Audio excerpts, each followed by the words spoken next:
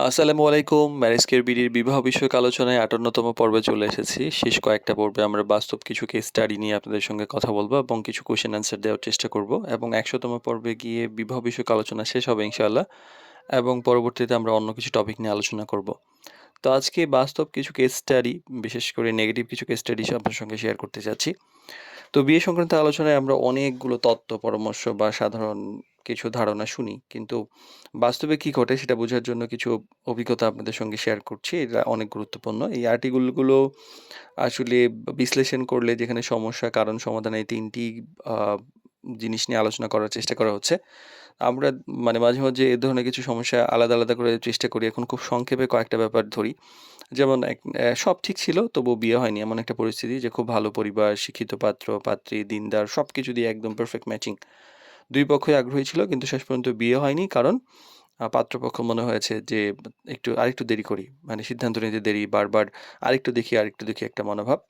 এখানে মূল সমস্যা ছিল যে ডিসিশনের হচ্ছে একটা ফ্যাটিগ, মানে অতিরিক্ত অপশন চিন্তা।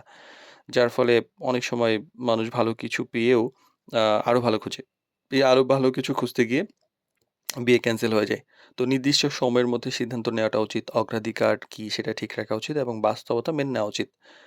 আরেকটা ঘটনা বলি, বায়োডাটা ভালো কিন্তু বাস্তব অমিল। মানে সিভিতে এত কিছু এবং সবকিছু পারফেক্ট। দেন চাকরি, পরিবার, ধর্মীয় প্র্যাকটিস এই সবকিছুই যখন ঠিক থাকার পরে কিন্তু কথা বলার মানসিকতা, অর্থাৎ সামনাসামনি যখন দেখা সাক্ষাৎ হলো, তখন বাস্তব আচরণে অনেক মিল। মানে অনেক বেশি বেয়াদব, অনেক বেশি উগ্র এবং অনেক বেশি হচ্ছে রাগী। মানে এই যে এইগুলা কিন্তু সংসারের জন্য ভালো না। যার ফলে পাত্রীপক্ষ পিছায় গেছে। তো শুধুমাত্র এই কাগজের তথ্যের উপর নির্ভর করে হয় না, বরং বায়োডাটা থেকে একটা প্রাথমিক ধারণা পাওয়া যায়। পুরো মানুষকে প্রকাশ করে না। পুরো মানুষকে জানার জন্য একাধিকবার তার সঙ্গে কথা বলা, মেশা, চলাফেরা, বাস্তব আচরণ পর্যবেক্ষণ, এলাকার মানুষের সম্পর্কে উম এম স সঙ্গে জানা, কিছু রেফারেন্স যাচাই করা ভালো। আরেকটা ব্যাপার, আ পরিবার বনাম ব্যক্তি একটা সিচুয়েশন এমন হয় যে আ পরিবারের অনুমতে, অর্থাৎ পাত্র-পাত্রী একে অপরকে খুবই পছন্দ করেছে। কাইন্ড অফ, মানে খুবই পছন্দ। তো কিন্তু পরিবার রাজি হয় না। অর্থাৎ শুরুতে আ ২ পক্ষের যে প্রত্যাশা, মানসিক অমিল সেটা একটা তৈরি হয়ে যায়। আ মানে বিয়ে যে আসলে এই ক্ষেত্রে চিন্তা করা হয় কি যে ২ এ যে ২ জন পাত্র-পাত্রী চিন্তা করলো বিয়ে-শাদী করবে, কিন্তু আসলে পরিবার যদি গুরুত্বপূর্ণ থাকে সেই জায়গায় আগে পরিবারকে গুরুত্ব দেওয়া উচিত। কারণ এখানে কমিউনিকেশন গ্যাপ খুব বড় ভূমিকা রাখে। শুরু থেকেই পরিবারকে সম্পৃক্ত না করার ফলে পরিবারের একেকজন একেক রকম মত দেয়। পরিষ্কার আলোচনা হয় না, মধ্যস্থতাকারী সহযোগিতা নেওয়া হয়নি। যার ফলে শেষ পর্যন্ত এটা গড়ায়নি এবং একটা নেগেটিভিটি তৈরি হয়েছে। ২ পক্ষের সঙ্গে কথা উল্টাপাল্টা শেয়ার করা হয়েছে, ক্যানসেল। আবার তাড়াহুড়া করে সিদ্ধান্ত নেওয়ার একটা ব্যাপার বলি, সেটা হলো সময়ের মধ্যে ঠিক করে মানে অল্প সময়ের মধ্যে, যেমন দেখা হয়েছে, কথা হয়েছে, আ মনে হয়েছে যে ভালো এবং বিয়ে দেওয়া হয়ে গেছে। কোনো কিছু যাচাই-বাছাই কোনো কিছুই করা হয়নি। ইভেন জামাইকে দেখাও হয়নি। তো মোটামুটি পরিবারের কোনো সদস্য, গ্রামের বাড়ি, ঢাকার বাড়ি কোনো কিছুই খোঁজ নেওয়া হয়নি। জাস্ট মনে হয়েছে জামাইয়ের ভালো কোয়ালিফিকেশন, ভালো সিভিতে দেখে বিয়ে দেয়া হয়েছে। তো হয়েছে কি এরপরে একটা বাজে সিচুয়েশন, পরবর্তীতে বোঝা গেল যে আসলে তারা সিভিতে যা দিয়েছিল আসলে তা নয়। বরং অনেক কিছুই ভুল ছিল এবং অনেক কিছু পরে ধীরে ধীরে বোঝা গেছে এবং সেটা বোঝা গেছে যে তাদের ছিল না। মানে মানে ওদের যে মেন্টালিটি ওইটা ভালো ছিল না। তো সময় নিয়ে যাচাই করা হয়নি, এটা একটা সমস্যা। এবং যার ফলে পরবর্তীতে কিছু জটিলতা তৈরি হয়েছে যেটা আসলে পরবর্তীতে ঠেকে গেলার মতো।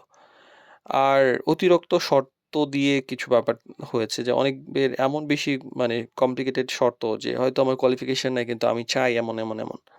তো এই যে শর্ত দেওয়ার ফলে হচ্ছে অনেকেই অপশনই পায়নি এবং দেখা যাচ্ছে যে অবাস্তব কিছু প্রত্যাশা, যেমন একটা এক্সাম্পল দেই যে মেয়ে পক্ষ অনেক, সে চাচ্ছে যে সে ডিভোর্স, কিন্তু মেয়ে পক্ষ দুর্বল হলে অসুবিধা নাই। তো দেওয়া হয়েছে ওরকম।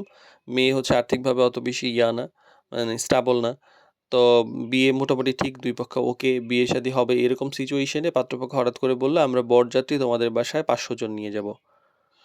৫০০ জন মানুষকে খাওয়ানোর কি তাদের সামর্থ্য আছে?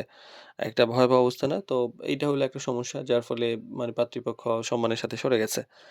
তো এরকম কিছু সিচুয়েশন হয়। তো এইজন্য আসলে অগ্রাধিকার তালিকা করা, মাস্ট অপশনটা আলাদা করে দেওয়া এবং নমনীয় হয় এই ব্যাপারগুলা। করা উচিত। সামগ্রিকভাবে যদি আমরা বলি যে সবকিছুই কিন্তু সাধারণ কিছু প্যাটার্ন। মানে অতিরিক্ত সিদ্ধান্তহীনতা, শুধু তথ্য নয় আচরণ, পরিবার ও ব্যক্তির মধ্যে সমন্বয় জরুরি। তাড়াহুড়া না করে মানে করলে হচ্ছে ক্ষতি হয়।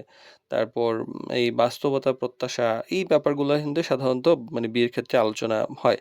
তো আমরা পরবর্তীতে আরো কিছু ব্যাপার নিয়ে আলোচনা করব। তো বিয়ের ক্ষেত্রে আসলে প্রতিটা কেসে আলাদা, আলাদা হলেও ভুলগুলো কিন্তু প্রায় কাছাকাছি হয়।